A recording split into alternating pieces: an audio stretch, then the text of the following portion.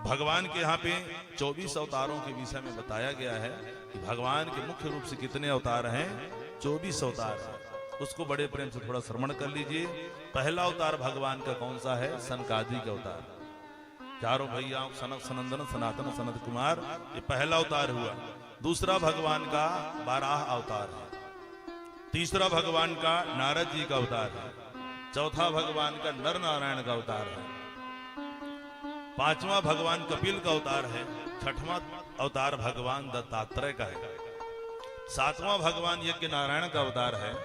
आठवां ऋषभ देव जी का अवतार है। नौवां अवतार भगवान पृथु का है। पृथु जी को सुने होंगे आप, कथा भी आगे आएगी, सबकी कथा विस्तार से फिर आगे बताई जाएगी। 10वां अवतार मत्स्य अवतार है। 11वां अवतार भगवान का कच्छप अवतार है। कच्छप अवतार कब? जब समुद्र मंथन हो रहा था तो उस समय भगवान अपनी पीठ में मंदराचल पर्वत को धारण किया था। 11वें नंबर का अवतार है कच्छप। 12वां अवतार है धन्वंतरी भगवान, जो अमृत लेकर के जो है प्रकट हुए थे, धन्वंतरी भगवान। 13वां अवतार भगवान का मोहनी अवतार है। ये लगातार हुए हैं फिर। हाँ, मोहनी अवतार, अमृत सबको लाके भगवान ने पिलाया। 14वां अवतार भगवान का नरसिंह अवतार है। 15वां अवतार भगवान का वामन अवतार है। 16वां भगवान का परशुराम जी का अवतार है। 17वां अवतार भगवान व्यास जी का अवतार है। 18वां अवतार राम जी का है। और 19वां अवतार भगवान बलराम जी का है। और 20वां अवतार भगवान कृष्ण का है। 20 नंबर के भगवान कृष्ण है। 21वां अवतार भगवान बुद्ध का है। ये महावीर वाले बुद्ध नहीं है, दूसरे बुद्ध हैं। हाँ, कई लोग इन्हीं को समझ लेते हैं। 22वां अवतार हंस अवतार है। 23वां है ग्रीव अवतार है। और 24वां अवतार कल्कि अवतार है। वो भी कल्कि अवतार कई बार हो चुके हैं, इस बार फिर होगा, क्योंकि कितनों कलयुग बीत चुके हैं। ये नहीं है कि भैया पहली बार है कलयुग बीतेगा, बीत रहा है। ये अभी वैवस्वत मनवंतर का जो है 28वें नंबर का कलयुग चल रहा है गणना में। और इससे पहले चतुर्युग तो भैया गणना जैसे 8वें स्कंद में जब कथा आती है, विस्तार से मनवंतरों का वर्णन फिर हम आपको जो है बताएंगे। तो कल की अवतार 24वें नंबर का अवतार। इस प्रकार से भगवान के मुख्य रूप से 24 अवतार हैं। और वैसे अंशावतार कलावतार की बात करते हैं, कहते हैं भगवान के पल पल में अवतार होते रहते हैं। किस समय कहाँ किस रूप में भगवान प्रकट होके बैठे हैं कोई नहीं जानता है। हमारी कथा में भी आके विराजमान है, लेकिन हम लोग समझ नहीं पा रहे हैं। हो सकता है जिसको सबसे बड़ा दुश्मन मान रहे हो उसी के अंदर भगवान ज्यादा आके बैठा हो। बोलिए राधे राधे। हाँ, जोर से बोलिए राधे राधे। वैसे भगवान तो है ही सबके अंदर। श्री राम में सब जग जाने, सबके अंदर भगवान है, लेकिन कम ज्यादा मात्रा में जो है अंश रूप में। फिर और उसको विस्तार से मैं आगे इसके विषय में चर्चा करेंगे। तो जहां अब रसिकों की अपनी उसको उपासना है। किसी को राम जी अच्छे लगते हैं, राम जी का भजन करिए। किसी को कृष्ण जी अच्छे लगते हैं, कृष्ण जी का भजन करो। किसी को फक्कड़ भोले बाबा अच्छे लगते हैं, भोलेनाथ का भजन करो। रसिकों की अपनी उपासना है। जिस तत्व का दर्शन करोगे भगवान सब में जो है प्रसन्न है। एक ही आटा भैया सब बनता है, आटा में कोई भेद नहीं है। उसी आटा से आप क्या बना लो, रोटी बना लो। उसी आटा से पूड़ी बना लो, उसी से पराठा बना लो, जो आपको स्वाद अच्छा लगे। आटा तो वही है। वैसे ही भगवान एक ही जो है अनेक रूप में भगवान प्रकट हुए हैं। आपको जो रूप भगवान का अच्छा लगे वो भगवान का भजन करना चाहिए। लेकिन बात तो सत्य ये है कि भगवान सब सर्वव्यापक है। हरि व्यापक सर्वत्र समाना, हरि व्यापक सर्वत्र समाना, हरि व्यापक सर्वत्र समाना,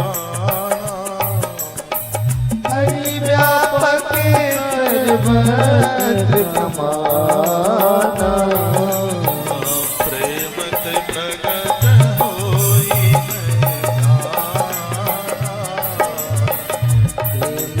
प्रकट होई मैं जाना। समाना। भगवान सभी रूप में समान रूप से जो है सब जगह समान है, लेकिन प्रेम ते प्रकट हो ही मैं जाना। जहां हमारा प्रेम पुष्ट हो जाए भगवान वहीं प्रकट हो जाते हैं। प्रहलाद जी महाराज ने खंबे में कह दिया जहां भक्त की यहां भगवान, वहां प्रहलाद जी ने कह दिया खंबे में भगवान, तो खंबे से भगवान जो है प्रकट हो जाए। नामदेव जी ने कुत्ते में भगवान को प्रकट कर दिया। भोजन करने बैठे, एक कुत्ता आया, रोटी का टिक्कड़ उठा के भाग गया। एक कुत्ते को दौड़ा लिए, अरे भैया रुको रुको रुको, घी का कटोरा लेके दौड़ रहे, अरे भैया घी तो लगाते जाओ, कुत्ते को दौड़ा रहे। अब कुत्ता जो है पूंछ उठा के भाग रहा है, मुड़ मुड़ के देख रहा है, ये खूब पीटे गए आज हमको पा गया तो इसकी रोटी लेके हम भाग रहे हैं। अब पसीना पसीना नामदेव जी हो जाते हैं और ये घूम घूम के देखे भागे जा रहा है। ऐसे पसीना पसीना हो गया, भगवान को दया आई और कुत्ते में ही भगवान प्रकट हो जाते हैं। बोलो भक्त वत्सल भगवान की जय। तो भैया भगवान आपकी भक्ति सच्ची होनी चाहिए, प्रेम सच्चा होना चाहिए, भगवान किसी रूप में जो है प्रकट हो जाएंगे। जिस रूप में आप देख लिया भगवान को वहीं आपको भगवान मिल जाएंगे, इसमें कोई संशय नहीं है।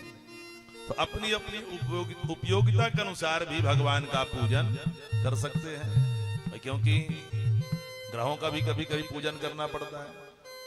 ठीक है आपके इष्ट हैं राम जी कृष्ण जी, तो उनका तो शरणागत रहना ही है, लेकिन समयानुसार हमें ग्रहों का भी पूजन करना चाहिए। कैसे भैया? जैसे बिजली में कोई भेद नहीं, पहले मैंने बताया।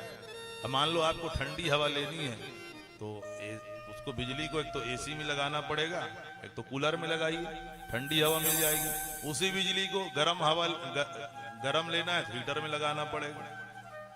उसी प्रकाश लेना है, बिजली में कोई भेद नहीं है, उसी बिजली को बल्ब से जोड़ दो, प्रकाश देने लगेगा। बिजली वही है, लेकिन अपनी उपयोगिता के अनुसार हम इसका उपयोग करते हैं। वैसे तत्व दृष्टि से भगवान एक ही है, तो जहां जैसी हमारी उपयोगिता है। अब आपको ग्रह दशा ठीक करानी है, कोई राहु केतु की दशा चल रही है, जाप उसका तो कराना ही पड़ेगा, और नहीं कराओगे और सोचोगे भैया सीधे हम अपने राम जी के पास अर्जी लगाएंगे, ठीक है वो भी ठीक है, लेकिन हो सकता है कि उसमें समय लग जाए, समय लग सकता है। अब ग्रह दशा जो है ये राहु केतु बड़ा जल्दी पकड़ते हैं, जोर से बोलिए राधे राधे, तो वो तो करना ही है। लेकिन इधर समयानुसार जो आपकी ग्रह दशा खराब है उनका भी पूजन हमें जीवन में करना चाहिए। अब कोई छोटा मोटा कोई विभाग का आपको काम करवाना है यहाँ, हाँ कोई कार्ड बनवाना है, आधार कार्ड मान लो बनवाना है किसी को, अब बोलो हम मोदी जी से ही बनवाएंगे। किससे? मोदी जी नियम निकाले हैं तो मोदी जी के पास जाएंगे। अब आप दिल्ली जाओगे तो हो सकता है मोदी भी डांट फटकार के भगा देंगे, भैया तुमको आधार कार्ड तो वहीं गांव में ही बन जाता, वहां सब सिस्टम है। तो वही है, कुछ काम जो है जहां ठीक है राम जी का भजन करना चाहिए। ग्रह दशा हमारे खराब है तो ग्रहों का भी समयानुसार जो है पूजन करना चाहिए, क्योंकि तत्व दृष्टि से सब जगह जो है ईश्वर विराजमान है। बोलिए राधे राधे। विद्यते हृदय ग्रंथे छिद्यन्ते सर्व संशया, क्षीयन्ते चास कर्माणि दृष्ट एवात्मनीश्वरे। इस प्रकार से परम तत्व को जान लेने के बाद हमारे हृदय की अज्ञान की ग्रंथियां जो है नष्ट हो जाती है और मानव जीवन की सार्थकता सिद्ध हो जाती है। हमें मानव जीवन किस लिए मिला है? मुक्ति के लिए मिला है। ये बात को हमें ध्यान रखना चाहिए। मानव जीवन जो मिला है बड़े भाग्य से मिला है, कि बड़े भाग्य मानुष तन पावा, बड़े भाग्य मानुष तन पावा, बड़े भाग्य मानुष तन पावा, बड़े भाग्य मानुष तन पावा, सुर दुर्लभ सब ग्रंथन गावा, सुर दुर्लभ सब ग्रंथन गावा।